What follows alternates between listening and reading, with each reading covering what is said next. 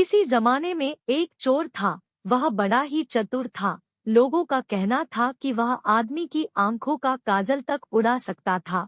एक दिन उस चोर ने सोचा कि जब तक वह राजधानी में नहीं जाएगा और अपना करतब नहीं दिखाएगी, तब तक चोरों के बीच उसकी धाक नहीं जमेगी। यह सोचकर वह राजधानी की ओर रवाना हुआ और वहां पहुंचकर उसने यह देखने के लिए नगर का चक्कर लगाया कि कहाँ क्या कर सकता है।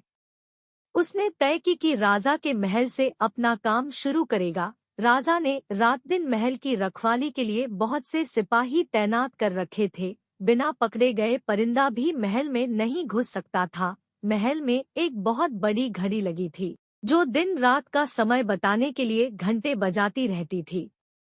चोर ने लोहे की कुछ कीलें इकट्ठी की और जब रात को घड़ी ने 12 बजाए तो घंटे की हर आवाज के साथ वह महल की दीवार में एक एक कील ठोकता गया। इस तरह बिना शोर किए उसने दीवार में 12 कीलें लगा दी। फिर उन्हें पकड़ पकड़ कर वह ऊपर चढ़ गया और महल में दाखिल हो गया। इसके बाद वह खजाने में गया और वहां से बहुत से हीरे चुरा लाया। अगले दिन जब चोरी का पता लगा तो मंत्रियों ने राजा को इसकी खबर दी। राजा बड़ा हैरान और नाराज हुआ। उसने मंत्रियों को आज्ञा दी कि शहर की सड़कों पर गश्त करने के लिए सिपाहियों की संख्या दूनी कर दी जाए और अगर रात के समय किसी को भी घूमते हुए पाया जाए तो उसे चोर समझकर गिरफ्तार कर लिया जाए। जिस समय दरबार में यह ऐलान हो रहा था, एक नागरिक के भेष में चोर मौजूद था। उसे सारी योजना की एक एक बात का पता चल गया। उसे फौरन यह भी मालूम हो गया कि कौन से 26 सिपाही शहर में गश्त के लिए चुने गए हैं। वह सफाई से घर गया और साधु का बाना धारण करके उन 26 सिपाहियों की बीवियों से जाकर मिला। उनमें से हर एक इस बात के लिए उत्सुक थी कि उसकी पति ही चोर को पकड़े और राजा से इनाम ले। एक एक करके चोर उन सबके पास गया और उनके हाथ देख देख कर बताया कि वह रात उसके लिए बड़ी शुभ है। उसक पति की पोशाक में चोर उसके घर आएगा, लेकिन देखो, चोर की अपने घर के अंदर मत आने देना, नहीं तो वह तुम्हें दबा लेगा। घर के सारे दरवाजे बंद कर लेना और भले ही वह पति की आवाज में बोलता सुनाई दे, उसके ऊपर जलता कोयला फेंकना। इसका नतीजा यह होगा कि चोर पकड़ में आ जाएगा। सारी स्त्रियां रात को चोर के आगमन के लिए तैयार हो गई। अपने पतियों को उन्होंने इसकी जानकारी नहीं दी। इस बीच पति अपनी गश्त पर चले गए और सवेरे 4 बजे तक पहरा देते रहे। हालांकि अभी अंधेरा था, लेकिन उन्हें उस समय तक इधर उधर कोई भी दिखाई नहीं दिया तो उन्होंने सोचा कि उस रात को चोर नहीं आएगा। यह सोचकर उन्होंने अपने घर चले जाने का फैसला किया। जो ही वे घर पहुंचे, स्त्रियों को संदेह हुआ और उन्होंने चोर की बताई कार्रवाई शुरू कर दी। फल वह हुआ कि सिपाही जल गए और बड़ी मुश्किल से अपनी स्त्रियों को विश्वास दिला पाए कि वे ही उनके असली पति हैं और उनके लिए दरवाजा खोल दिया जाए। सारे पतियों के जल जाने के कारण उन्हें अस्पताल ले जाया गया। दूसरे दिन राजा दरबार में आया तो उसे सारा हाल सुनाया गया। सुनकर राजा बहुत चिंतित हुआ और उसने कोतवाल को आदेश दिया कि वह स्वयं जाकर चोर पकड़े। उस रात कोतवाल ने तैयार होकर शहर का पहरा देना शुरू किया। जब वह एक गली में जा रहा था, चोर ने जवाब दिया, मैं चोर हूँ। कोतवाल समझा कि लड़की उसके साथ मजाक कर रही है। उसने कहा, मजाक छाड़ो और अगर तुम चोर हो तो मेरे साथ आओ, मैं तुम्हें काठ में डाल दूंगा। चोर बाला, ठीक है, इससे मेरा क्या बिगड़ेगा।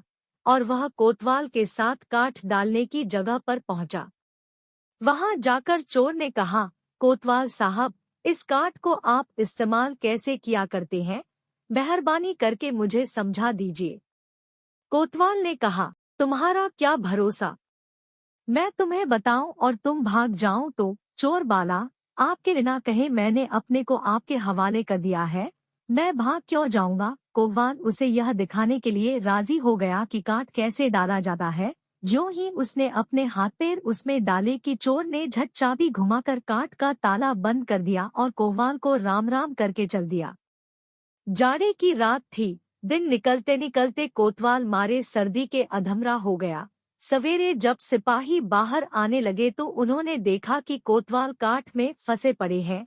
उन्होंने उनको उसमें से निकाला और अस्पताल ले गए। अगले दिन जब दरबार लगा तो राजा को रात का सारा किस्सा सुनाया गया। राजा इतना हैरान हुआ कि उसने उस रात चोर की निगरानी स्वयं करने का निश्चय किया। चोर उस समय दरबार में मौजूद था और सारी बातों को सुन रहा था। रात होने पर उसने साधु का भेष बनाया और नगर के सिरे पर एक पेड़ के नीचे धूनी जलाकर बैठ गया। राजा ने गश्त शुरू की और 2 बार साधु के सामने से गुजरा। तीसरी बार जब वह उधर आया तो उसने साधु से पूछा कि क्या इधर से किसी अजनबी आदमी को जाते उसने देखा है। साधु ने जवाब दिया कि वह तो अपने ध्यान में लगा था, अगर उसके पास से कोई निकला भी होगा तो उसे पता नहीं। यदि आप चाहें तो मेरे पास बैठ जाइए और देखते रहिए कि कोई आता जाता है या नहीं।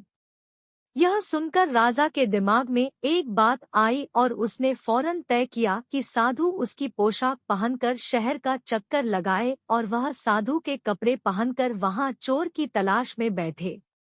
आपस में काफी बहसमुबाहिसे और 2-3 बार इनकार करने के बाद आखिर चोर राजा की बात मानने को राजी हो गया और उन्होंने आपस में कपड़े बदल लिए। चोर तत्काल राजा के घोड़े पर सवार होकर महल में पहुंचा और राजा के सोने के कमरे में जाकर आराम से सो गया। बेचारा राजा साधु बना चोर को पकड़ने के लिए इंतजार करता रहा। सवेरे के कोई 4 बजने आए। राजा ने देखा कि न तो साधु लौटा और कोई आदमी या चोर उस रास्ते से गुजरा तो उसने महल में लौट जाने का निश्चय किया। लेकिन जब वह महल के फाटक पर पहुंचा तो संतरियों ने सोचा, राजा तो पहले ही आ चुका है, हो न हो यह चोर है जो राजा बनकर महल में घुसना चाहता है। उन्होंने राजा को पकड़ लिया और काल कोठरी में डाल दिया। राजा ने शोर मचाया पर किसी ने भी उसकी बात न सुनी। दिन का उजाला होने पर काल कोठरी का पहरा देने वाले संतरी ने राजा का चेहरा पहचान लिया और मारे डर के थर-थर कांपने लगा। वह राजा के पैरों पर गिर पड़ा। राजा ने सारे सिपाहियों को बुलाया और महल में गया। उधर चोर, जो रात भर राजा के रूप में महल में सोया था, सूरज की पहली किरण फूटते ही राजा की पोशाक में और उसी के घोड़े पर रफूचक्कर हो गया। अगले दिन जब राजा अपने दरबार में पहुंचा तो बहुत ही हताश था। उसने ऐलान किया कि अगर चोर उसके सामने उपस्थित आ जाएगा तो उसे माफ कर दिया जाएगा और उसके खिलाफ कोई कार्रवाई नहीं की जाएगी, बल्कि उसकी चतुराई के लिए उसे इनाम भी मिलेगा। चोर वहां मौजूद था ही फौरन राजा के सामने आ गया और बोला, महाराज, मैं ही वह अपराधी हूँ। इसके सबूत में उसने राजा के महल से जो कुछ चुराया था वह सब सामने रख दिया, साथ ही राजा की पोशाक और उसका घोड़ा भी। राजा ने उसे गाव इनाम में दिए और वादा कराया कि वह आगे चोरी करना छोड़ देगा। इसके बाद से चोर खूब आनंद से रहने लगा।